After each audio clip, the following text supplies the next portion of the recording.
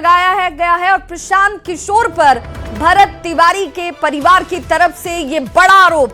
भरत की मां और भाई की तरफ से कहा गया कि झूठी अफवाह प्रशांत किशोर फैला रहे हैं। 50 लाख रुपए मिलने का अफवाह प्रशांत किशोर की तरफ से फैलाया जा रहा है, जो पूरा झूठ है। सरकार से परिवार को पैसे मिले, ये कहा गया प्रशांत किशोर की तरफ से, ऐसा कहना है भरत तिवारी के परिवार का। पीके को भरत के परिवार की तरफ से अब चुनौती दी गई है। पैसे के दावे को साबित करें प्रशांत किशोर, सबूत दें, सार्वजनिक करें कि आखिर वो कौन से बैंक खाते थे जहां ये रकम पहुंची पीके पर, अन्यथा केस करने की चेतावनी अब भरत तिवारी के परिवार की तरफ से दी जा रही है। साबित नहीं हुआ तो मानहानि का केस जरूर किया जाएगा। पीके ने मीडिया में यह बयान दिया था, 50 लाख रुपए मिलने का दावा किया था, यह परिवार कह रहा है, और अब परिवार इसे लेकर बेहद सख्त और नाराज भी।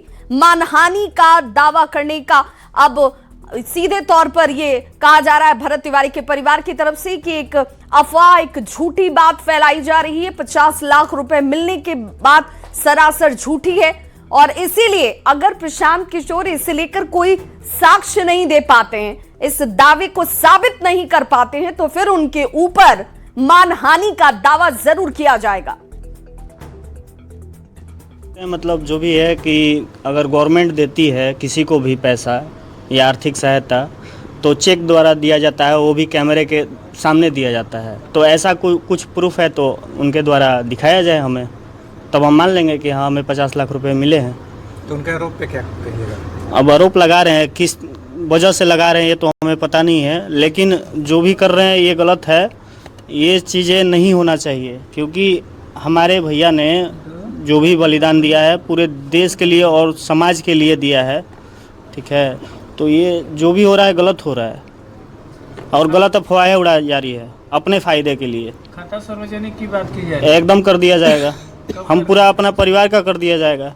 जब वो दिखा दें हमें ऐसा कुछ प्रूफ कि हाँ हमें गवर्नमेंट के द्वारा पैसा मिला है तो हम कर देंगे सार्वजनिक। करने में क्या दिक्कत है? गांव के कई लोग अब विरोध में, गांव के कई लोग नहीं, एक ही 2 लोग हैं जो कि अफवाह बातें उड़ा रहे हैं। और ऐसा कुछ उनके पास है कि हमारे पास 3 करोड़ रुपए और 50 लाख रुपए मिले हैं गवर्नमेंट के द्वारा, तो हमें दिखा दिया जाए भाई प्रूफ, तो मान लेंगे कि हाँ मिला है, तब हम सार्वजनिक कर देंगे खाता अपना, पूरे फैमिली का कर देंगे। प्रशांत किशोर ने 1 महीना का अल्टीमेटम दिया है मनोज तिवारी को। जी ये तो बिल्कुल सही है, ये उनकी बातें अच्छी ठीक लगी, हमें भी सही लगा। लेकिन ये बाद में फिर आरोप लगाने का मतलब क्या निकलता है कि अपना भी फ़ायदा दिख रहे हैं वो कहीं ना कहीं। तो ये सारी चीज़ें नहीं होनी चाहिए ना, तो हम लोग के तरफ से मानहानि का केस कर दिया जाएगा प्रशांत किशोर के ऊपर। जी बिल्कुल, वो कोई भी हो। गलत बोल रहे हैं प्रशांत कुमार, 50 लाख के गलती नहीं बोलो तरह वो बोल रहे हैं कि सम्राट चौधरी से मिलवाने के लिए 50 लाख रुपया परिवार लिया है, मनोज तिवारी साथ में थे, अब मनोज तिवारी न्याय दिला कर दिखाए। क्या लगता है? मनोज तिवारी तो लिया गिलन, हमारा लिया गिलन तो बहुत काम भइल। वो तो 15 दिन के वादा कह के जैसे पलटू राम पलट जलन, जैसे पलट गलन 15 दिन में, तो पलटू राम हम। मनोज तिवारी से क्या फायदा हुआ? मनोज तिवारी लिया गिलन तो हमारा बहुत काम भइल, हम लोग के जेल भइल, सस्पेंड भइल लो, जाना अक्षय कुमार जेल गइलन, उ का कइलो खाता प्रूफ जाके चेक कर लीजिए। मैंने सार्वजनिक, तो मैंने खाता सार्वजनिक करेंगे, सबके सामने लाएंगे खाता? हाँ हम खाता ले सामने ले, हमें का बा, खाता हम सामने दिखाएं, आके चेक करस, अन्ना निकली तब का करिए, तब तो मानहानि वाला केस करम न का पर, मानहानि के केस करम नु। और देखिए ये भरत तिवारी की मां को आप सुन रहे थे, उनके भाई को भी आप सुन रहे थे, और अब हमारे साथ जन स्वराज के प्रवक्ता सौरभ जुड़ चुके हैं। सौरभ, आपने भी ये बयान सुना होगा, पीड़ित पक्ष ये कह रहा है, पीड़ित परिवार ये कह रहा है कि भाई आप लोग अनर्गल आरोप लगा रहे हैं, तथ्य क्या है आपके पास? पहली बात ये है, मेरे ख्याल से जो समझना चाहिए कि मेरे नेता आदरणीय प्रशांत किशोर जी ने भरत तिवारी जी के परिवार पर या किसी भी तरह से कोई आरोप नहीं लगाया है। हम लोगों ने कभी इस पर टिप्पणी नहीं की है। हाँ, उन्होंने चुनाव के बाद मनोज तिवारी जी के कृत्य पर अपनी टिप्पणी अवश्य दी है। देखिए, भरत तिवारी जी के लिए पूरा बिहार मर्माहत रहा था, सबने देखा है।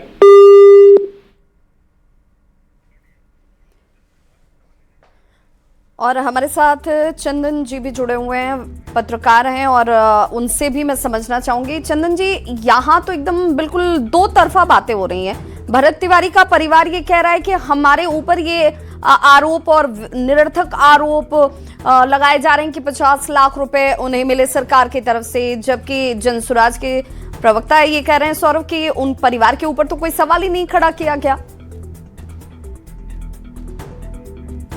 तो पैसे मिलने की बात साबित करें, ये पीके, ये भरत तिवारी के परिवार का कहना है। और अब ये बात, ये पूरे पैसे को लेकर जिस तरीके से चर्चाएं सामने आई, उस पर परिवार की नाखुशी है। उन्होंने कहा कि इस तरीके का बयान क्यों दिया गया, और ऐसे बयान देने के बाद अगर कोई फैक्ट नहीं है, कोई साक्ष्य नहीं है, कोई तथ्य नहीं है, तो फिर मानहानि का केस भी किया जाएगा। क्योंकि एक तरीके से एक परिवार पहले से ही दुखी, उसने अपने बेटे को छोड़ा, और उसके जिस तरीके से बेटे का दर्द, अभी उस दर्द से उभरने में वक्त लग जाएगा। इससे बीच इस तरीके की सियासत क्यों की जा रही है? 50 लाख रुपए मिलने की बात किस आधार पर प्रशांत किशोर कर रहे हैं, ये भी एक बड़ा सवाल है। चंदन हमारे साथ जुड़ चुके हैं। चंदन, ये बात कहां से निकलकर सामने आई जिसमें ये कहा जा रहा है भरत तिवारी के परिवार की तरफ से कि 50 लाख रुपए दिए गए सरकार की तरफ से? देखिए, ये जो आरोप है, पूरा मामला भोजपुर जिले के शाहपुर थाना क्षेत्र के बिलौटी गांव के रहने वाले युवक भरत तिवारी के पुलिस इनकाउंटर से जुड़ा हुआ है, जहां की 17 जून 2026 को पुलिस के कथित इनकाउंटर में भरत तिवारी की गोली लगने से मौत हो गई थी। उसके बाद भरत तिवारी के परिवार को न्याय दिलाने को लेकर के लगातार मांग अभी भी जारी है।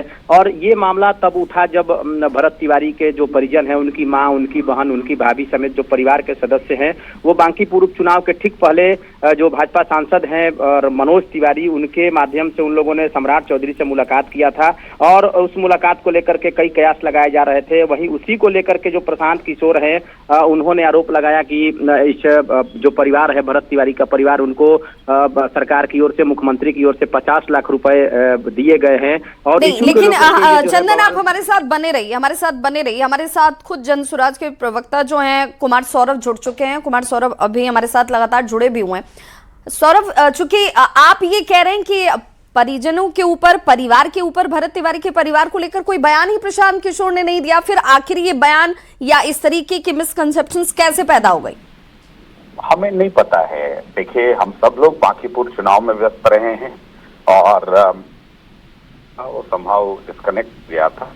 ऐसा है कि ये भी खबर कि उनके परिवार को जो है वो आर्थिक मदद या अन्य प्रकार की जो मदद दी गई है, ये कहीं ना कहीं मीडिया और पब्लिक डोमेन में है। अगर आप जाएंगी और आप सर्च करेंगी तो मिलेगा।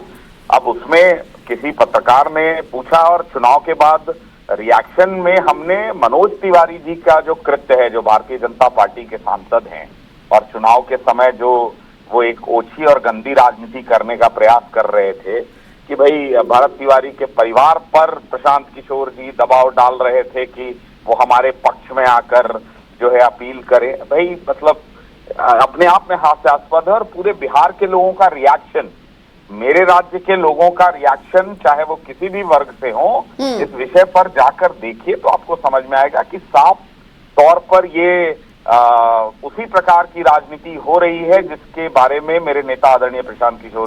सौरभ, मेरा यहाँ पर चूंकि ये खबर और उस रूप में खबर का जनता के बीच जाना बहुत जरूरी कि आखिर ये बात निकली कैसे, मैं आपसे समझना चाहती हूँ, क्योंकि आरोप तो आप ही के ऊपर लग रहे हैं कि भाई ऐसा कहा गया। आप कह रहे हैं कि ऐसा कहा ही नहीं गा, लेकिन चंदन तिवारी हमारे साथ जुड़ गए हैं, भरत तिवारी के भाई हैं, छोटे भाई हैं, और उनके बयान को भी हमने सुनाया। अभी इस वक्त हमारे साथ जुड़े भी हैं चंदन, चूंकि कुमार सौरभ जनसुराज के प्रवक्ता हमारे साथ लाइन पर ही बने हुए हैं, वो ये कह रहे हैं कि हमने चंदन भरत तिवारी के परिवार को लेकर ऐसा कोई बयान ही नहीं दिया है, ये तो एक तरीके से गलत चीजों को फैलाया जा रहा है, प्रशांत किशोर जी ने ऐसा कुछ कहा ही नहीं।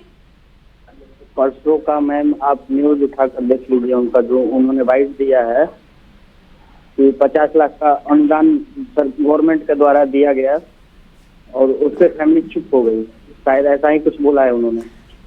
ठीक, मैं सौरभ लाइन पे ही है। सौरभ, क्या ये बयान दिया गया था कि 50 लाख रुपए सरकार की तरफ से भरत तिवारी के परिवार को दिया गया और परिवार उसके बाद चुप हो जाता है? भाई ऐसा है, पहली बात मेरे भाई चंदन जी जो यहाँ अवेलेबल हैं, मौजूद हैं आपके साथ। मुझे अच्छे से याद है, मैं स्वयं गया था प्रशांत जी के साथ बिलौटी और पूरे परिवार के साथ किस प्रकार की संवेदनाएं और किस प्रकार से वो लड़ाई जो न्यायिक जांच की लड़ाई या जो दोषी पुलिस वाले थे, मैं किसी प्रकार के ऑल्टरकेशन में नहीं पड़ूंगा। अगर आप चाहते हैं मेरा रिएक्शन तो आप ले लीजिए, अदरवाइज कोई बात नहीं है। मैं सिर्फ इतना कह रहा हूँ कि ये मुद्दा भरत तिवारी की शहादत राजनीति का विषय नहीं है। सौरभ, चंदन ये कह रहे हैं कि ठीक है, चलिए, जब एक परिवार पीड़ित होता है, अपने बेटे को एक माँ ने खोया, भाई ने अपने भाई को खोया, पहले अगर आप लोग वहां उस परिवार, शोक संतप्त परिवार के पास पहुंचे संवेदना के साथ, तो जीत के बाद क्या नहीं जाना चाहिए? बिल्कुल दायित्व है, सबका दायित्व है। और भरत तिवारी का ही परिवार नहीं, चाहे पांडवों का परिवार हो या बिहार में कहीं कोई घटना हो, सारे राजनीतिक दल के लोग जाते हैं, इसमें कुछ नया नहीं है। बात सिर्फ इतनी है कि प्रशांत किशोर जी के व्यक्तित्व के बारे में जो लोग जानते हैं वो ये जानते हैं किस प्रकार की ओछी राजनीति, जिसमें एक दिवंगत हमारा भाई सिस्टम से लड़ते हुए शहीद हो गया, उस पर इस प्रकार की टिप्पणी न हमने कल की थी, न आज कर रहे हैं, न आगे करने जा रहे हैं। ये बिहार के लोग समझ रहे हैं, उनको न्याय कर लेने दीजिए, उनको जहाँ ये सौरभ, आखिर आपत्ति किस बात पर? अगर मान लीजिए दूसरे परिप्रेक्ष्य में भी बयान आया तो किसी तरीके के बयान के पीछे कोई आधार तो होगा। अगर मनोज तिवारी ही माध्यम बने, मुख्यमंत्री तक परिवार पहुंचा, आश्वासन मिला, किसी की अरेस्टिंग हुई, तो इसमें किसी को क्या आपत्ति होगी? भाई मनोज तिवारी जी को तब जाना चाहिए था जब भरत तिवारी जी की हत्या, प्रशासनिक हत्या की गई थी। भरत चौधरी जी को जाना चाहिए था जब उनकी हत्या की गई थी। तब तो भारतीय जनता पार्टी का एक मंत्री, एक नेता नहीं दिखा था कहीं 1 महीने तक। बांकीपुर चुनाव के बीच में आपको याद आया कि भरत तिवारी जी की शहादत हो गई है और अब आपको याद आ रहा है और अब आपको गंदी राजनीति करनी है, आप करिए, आपको कौन रोक रहा है? बिहार के लोगों को आपने क्या समझ रखा है कि उनकी सोचने समझने की शक्ति नहीं है, क्षमता नहीं है कि क्या चल रहा है इसके नाम पर? आप कौन सा मंत्री भारतीय जनता पार्टी का गया था या वहां पर जाकर भरत मेरे भाई के परिवार के का आंसू पूछा था? भाई आप बताएंगे ना ये कि बांकीपुर चुनाव में आपको समय मिला, बांकीपुर चुनाव में आपको समय मिल गया, आप दिल्ली से आ गए और वहाँ जो है पांडव कुशवाहा के परिवार अभी भी न्याय की गुहार कर रहा है, जहाँ से आप सांसद चुन कर आते हैं। अरे देखिए, मैं फिर कहूंगा ये विषय राजनीति का नहीं है। आपने चूंकि मेरे नेता पर आरोप लग रहा था बेबुनियाद, इसलिए मैं टिप्पणी के लिए, अदरवाइज इस प्रकार की चीजों पे रिएक्शन देना भी अच्छा नहीं लगता है। ठीक, सौरभ, चंदन चूंकि हमारे साथ हैं, चंदन को ये संतुष्टि होनी चाहिए, चंदन को ये विश्वास होना चाहिए कि जो बयान सामने आया वो मिस इंटरप्रेट किया गया या फिर वो गलत तरीके से सामने आ गया। चंदन, सौरभ सीधे कह रहे हैं कि नहीं, ऐसा बयान उनके नेता की तरफ से दिया ही नहीं गया। मैं इनसे मेरा कुछ सवाल है, मैं पूछना चाहता हूँ कि उन्होंने, वो तो आए वोटिंग के टाइम में, ठीक है, लेकिन ये तो पहले आए थे ना मैम हमारे घर पे। बिल्कुल, इन्होंने 10-15 दिन का टाइम दिया था, उसके बाद बोला था कि अगर न्याय नहीं मिलता है तो हम लोग अनुमंडल की पटना में कौन सा मंत्रिमंडल होता है उसका घेराव करेंगे। इन्होंने तो ऐसा कुछ किया नहीं। सौरभ, जवाब है? भाई आप भूल रहे हैं चंदन जी कि हम लोगों ने न्यायिक जांच की ही मांग की थी और पुलिस वाले बर्खास्त किए जाएं इसकी मांग की थी। जब ये दोनों चीजें होने लगी और न्यायिक जांच का अपना एक समय निर्धारित होता है, अपना एक दायरा होता है, तो स्वाभाविक हम सबको इंतजार करना चाहिए उसका। हम सब भी इंतजार कर रहे थे और अच्छी बात है कि आज अब जो है प्रदेश का जो नेतृत्व है, जो प्रदेश की सरकार है, सौरभ, क्या प्रशांत किशोर इस पर कोई टिप्पणी करेंगे? सौरभ, क्या प्रशांत किशोर कोई टिप्पणी इस पर करेंगे कि ठीक है, परिवार को कोई परिवार के बीच किसी तरह की कोई गलतफहमी ना हो जाए, परिवार और दुखी ना हो जाए कि 50 लाख के रकम को लेकर इस तमाम चीजों को जोड़ा जा रहा हो, तो क्या प्रशांत किशोर खुद कोई स्टेटमेंट देंगे? भाई, प्रशांत किशोर जी के पार्टी के राष्ट्रीय प्रवक्ता अगर कह रहे हैं तो आप ये मानकर चलिए कि प्रशांत किशोर जी ही कह रहे हैं। बाकी बिल्कुल आपको लेना चाहिए उनका रिएक्शन, वो देंगे भी। आप लोगों ने कम से कम 20 इंटरव्यू किया है। प्रशांत किशोर जी किसी सवाल से भागने वाले व्यक्ति नहीं है। और आज भी हम कह रहे हैं कि भरत तिवारी जी के परिवार के साथ कल भी संवेदनाएं थी, आज भी हैं और कल भी रहेंगी। चलिए, आप परिवार तक पहुंचकर अगर उन तक ये भरोसा दिखा दें, उन्हें अगर ये लगता है कि आप उनके पास पहुंचेंगे तो और बेहतर होगा, तो इसकी भी कोशिश होनी चाहिए। चलिए, बहुत बहुत शुक्रिया सौरभ आपका भी हमारे साथ जुड़ने के लिए। और चंदन तिवारी हमारे साथ जुड़े हुए थे, भरत तिवारी के भाई। और देखिए, इस वक्त एक बड़ी खबर आ रही है, घूसखोर डीपीओ पर ईओयू का शिकंजा कसा हुआ नजर आया है। सहरसा डीपीओ अजीत अमर के ठिकाने पर यह रेड इस वक्त चलती हुई ईओयू की टीम छापेमारी में जुटी हुई है। आय से अधिक संपत्ति का आरोप लगा है और 4 अलग अलग ठिकानों पर यह छापेमारी जो है वो इस वक्त की जाती हुई आय से लगभग 72.35% अधिक, यानी कि 73% के आसपास ये संपत्ति अधिक बताई जा रही है। सीवान, सहरसा और छपरा में एक साथ टीम की मौजूदगी है जो छापेमारी में जुटी हुई है।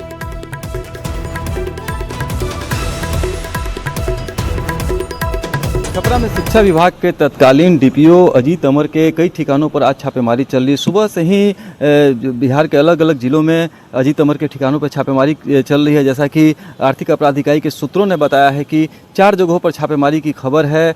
मैं बता दूं कि 62 लाख रुपये से ज़्यादा के आय से अधिक संपत्ति का मामला उन पर दर्ज हुआ था और उसी सिलसिले में ये छापेमारी चल रही है। मैं दिखाना चाहूँगा कि यही वो आवास है उनका। जब छपरा में वे यहाँ पर डीपीओ थे तब यहाँ रहा करते थे और आर्थिक अपराध की टीम इस आवास के अंदर को खंगाल रही है। तमाम जो साक्ष्य है उसको खंगालने की कोशिश कर रही है। हालांकि अभी तक किसी तरह की कोई विशेष जानकारी नहीं दी गई, लेकिन जो हमें जानकारी मिली है कि सहरसा, छपरा और सिवान सहित 4 ठिकानों पर, अजीत अमर के ठिकानों पर ये छापेमारी लगातार जारी है। हालांकि अधिकारी अभी कुछ भी नहीं बोल रहे हैं। जैसे ही अधिकारियों का बयान कोई सामने आएगा उसके बाद हम बता सकेंगे कि वास्तव में मामला क्या है, क्या कुछ मिल सका है। संतोष गुप्ता, न्यूज़ 18, छपरा।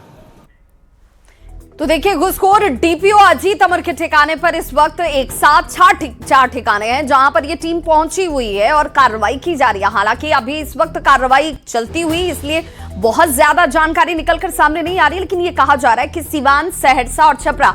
अब जरा तस्वीर भी देख लीजिए। संतोष गुप्ता हमारे साथ इस वक्त ज्यादा जानकारी के साथ हमारे संवाददाता जुड़ गए हैं। संतोष, इस वक्त भी ये छापेमारी चल रही होगी, किस वक्त से शुरू हुई है और कितना और लंबा वक्त लग सकता है, कोई अंदाजा? जी बिल्कुल, आज सुबह से ही आर्थिक अपराध इकाई की टीम छपरा पहुंची और छपरा ही नहीं, बिहार के 4 अलग अलग जगहों पर यह छापेमारी चल रही है। और जैसा कि आर्थिक अपराध इकाई के जो एसपी है उनसे हमारी बात हुई है, उन्होंने कहा है कि ये जो पूरी छापेमारी है, आय से अधिक संपत्ति का मामला दर्ज किया गया, तो उसी के आलोक में निगरानी कोर्ट के आदेश के बाद ये छापेमारी की गई है। तो ये पूरा मामला जो है, जब अजीत अमर यहाँ छपरा में डीपीओ हुआ करते थे उस वक्त इनके ऊपर करप्शन के काफी गंभीर चार्जेस लगे थे। लोगों ने काफी आवाज उठाई थी, काफी इसको लेकर के शिक्षा विभाग में आंदोलन भी हुआ था। और उसके बाद जब निगरानी विभाग ने इसकी जांच शुरू की थी तो कई गंभीर मामले सामने आए थे। उन्होंने अपने परिजनों के जो नाम पर कई संपत्तियां खरीदी थी, तो तमाम जब बातें आई थी उसको लेकर के निगरानी कोर्ट में केस दर्ज किया गया था। और उसी केस के आलोक में जो है अजीत अमर, चूंकि अभी उनका ट्रांसफर हो चुका है सहरसा, वो सहरसा में थे, लेकिन छपरा में उनका सरकारी आवास अभी भी है। हालांकि वो आवास पूरी तरह से खाली है, वहाँ कुछ भी नहीं। जैसा कि हम भी गए तो वहाँ पे कुछ लोगों से बात हुई है, आवास में अब कुछ भी नहीं बचा, लेकिन फिर भी आर्थिक अपराध की टीम जो वहाँ आसपास के लोगों से पूछताछ कर रही है, कैसे लोग उनके पास आते थे, क्या उनकी लोगों के मिलने जुलने का, तमाम बिंदुओं पर जांच की जा रही है। उस आवास को खंगाला जा रहा है कि आवास से भी कोई अगर साक्ष्य मिले तो उसको देखा जाए। मैं बता दूं कि छपरा में उनका कुछ रिश्तेदारों का भी घर है, वहां भी हो सकता है कि आर्थिक अपराध की टीम जाए, ऐसा आशंका व्यक्त की जा रही है। बहुत बहुत शुक्रिया संतोष गुप्ता इस जानकारी के लिए।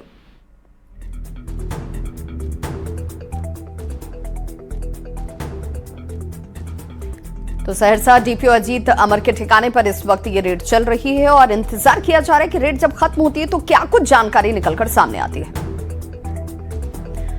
लखीसराय से चिंताजनक तस्वीर सामने आई। बढ़ैया स्टेशन पर एक बड़ा हादसा होते होते टल गया है। दरअसल बढ़ैया स्टेशन पर बड़ी संख्या में यात्री ट्रेन से उतरकर पटरी पार कर बाहर निकल रहे थे और इसी दौरान दूसरी तरफ से ट्रेन पहुंच जाती है, जिससे स्टेशन पर थोड़ी देर के लिए अफरा तफरी मच गई। कई यात्रियों ने दौड़कर पटरी पार बाहर निकलने की कोशिश करते हुए नजर आए और ये तस्वीर देखिए जो कितनी चिंताजनक है। दूसरी तरफ से अचानक से एक तेज रफ्तार ट्रेन जो है वो गुजर जाती है और कई यात्रियों को आपने देखा होगा जो यहां से दौड़कर दूसरी तरफ भागते हुए नजर आ रहे हैं। ये तस्वीर हादसे को आमंत्रण देने जैसी नजर आती है। न्यूज़ 18 आपसे अपील करता है, जान बेहद कीमती है। इस तरह की लापरवाही, इस तरह की गलती आपकी जान पर भारी पड़ सकती है। ऐसा कतई ना करें। ट्रैक जहां पर ट्रेनों का परिचालन होता है, यहां से आवाजाही करने का ये रास्ता नहीं है। आप आमंत्रण दे रहे हैं कि आपके साथ कभी भी किसी भी वक्त ऐसे हादसे हो सकते हैं। आज तो गनीमत रही कि जान बच गई, लेकिन आप हर बार इतने खुश नसीब हो ये जरूरी नहीं है। इसलिए ऐसी गलती दोबारा बिल्कुल ना करें। और ये वायरल तस्वीरें इस वक्त आपके टीवी स्क्रीन पर हैं, जिसकी न्यूज़ 18 हालांकि पुष्टि नहीं करता है। बड़ैया स्टेशन पर एक बड़ा हादसा होते होते टल गया है, ये गनीमत रही। और संवाददाता राकेश हमारे साथ इस खबर पर ज्यादा जानकारी के साथ जुड़ गए हैं। राकेश, ये वीडियो, इसे लेकर कोई पुष्टि हो पा रही है? ये जो तस्वीर है ये कब की है, कहाँ की है? जी देखिए, बिल्कुल बताया जा रहा है कि जो सोशल मीडिया पर या जो वीडियो है काफी तेजी से वायरल हो रहा है और बताया जा रहा है कि कल दोपहर का यह वीडियो सामने आया है। बताया जाता है कि कल काफी संख्या में स्टूडेंट और यात्री जो है रेलवे ट्रैक पर थे। इसी दौरान भीड़ को देखते हुए भानपुर गांव है जो कि बीरूपुर थाना क्षेत्र में पड़ता है, उसी गांव का एक छात्र जो है भीड़ का वीडियो बना रहा था। उसी दौरान जो है डाउन लाइन के तरफ से काफी तेजी में ट्रेन जो है वहां से गुजरी, जिसके बाद पूरी तरह से अफरा तफरी मच गया। बहुत लोग किसी तरह से भाग के अपनी जान बचाए हैं और कई लोग दोनों ट्रेन के बीच में, जो तस्वीर में आप देख सकते हैं, कई लोग जो हैं जो दोनों ट्रेन के बीच में बच के अपनी जान को सुरक्षित किए।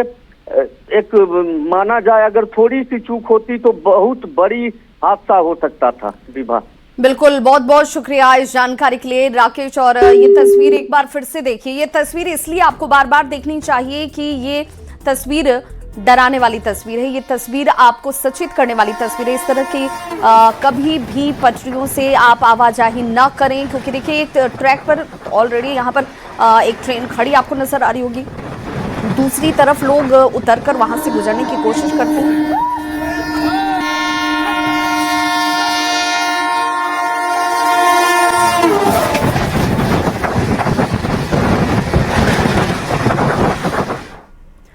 अगली बड़ी खबर नरकटियागंज से आ रही है, जहां नरकटियागंज गौनाहा पैसेंजर ट्रेन का इंजन फेल होने का असर जो है वो परिचालन पर साफ नजर आया। ट्रेन करीब 2 घंटे तक नंदपुर ढाला के पास ट्रैक पर ही खड़ी रह गई, जिससे नरकटियागंज बलथर मुख्य मार्ग पर लंबा जाम लग गया और लोगों को भारी परेशानी का सामना करना पड़ा।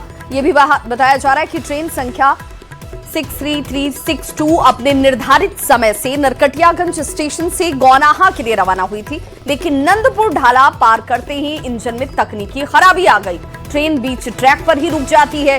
फाटक बंद रहने की वजह से सड़क के दोनों तरफ वाहनों की लंबी कतार लग गई।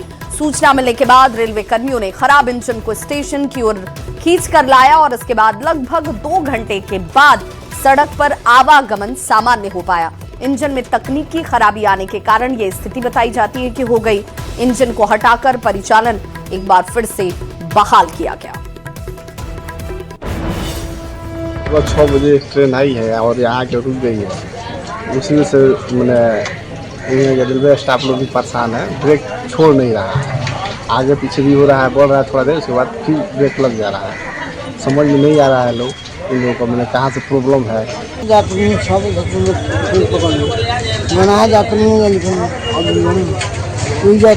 भले प्रबंध घूमती तो वहाँ पहुँचे। ये मैंने क्या हुआ है ट्रेन में?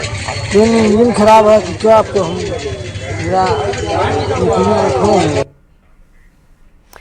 बीपीएससी की एईडीओ परीक्षा के पेपर लीक मामले में ईओयू ने जांच तेज कर दी है। मुंबई के भाभा एटॉमिक सेंटर से रोशन कुमार की गिरफ्तारी के बाद उससे पटना में लगातार पूछताछ की जा रही है और आज भी ईओयू की टीम पूछताछ करने वाली है, क्योंकि ईओयू को आज भर के लिए रोशन की हिरासत मिली हुई है। शनिवार को रोशन कुमार को न्यायिक हिरासत में बेऊर जेल भेज दिया जाएगा। सूत्र ये कह रहे हैं कि अब तक की पूछताछ में ये बात सामने आई कि पेपर लीक में कुछ बायोमेट्रिक स्टाफ ने रोशन की मदद की थी। उससे आंसर की उपलब्ध कराने वाले सॉल्वर गैंग के भी कुछ लोगों के नाम लिए गए हैं, जिसका सत्यापन अभी किया जा रहा है। आपको बताते चलें कि 3 अगस्त को बिहार पुलिस की विशेष टीम ने मुंबई में भाभा एटॉमिक रिसर्च सेंटर के कैंपस से रोशन कुमार को धर दबोचा था। आरोपी मूल रूप से नालंदा के नूरसराय का रहने वाला है और 1 साल पहले ही उसने बार्क में तकनीकी सहायक के पद पर योगदान दिया था।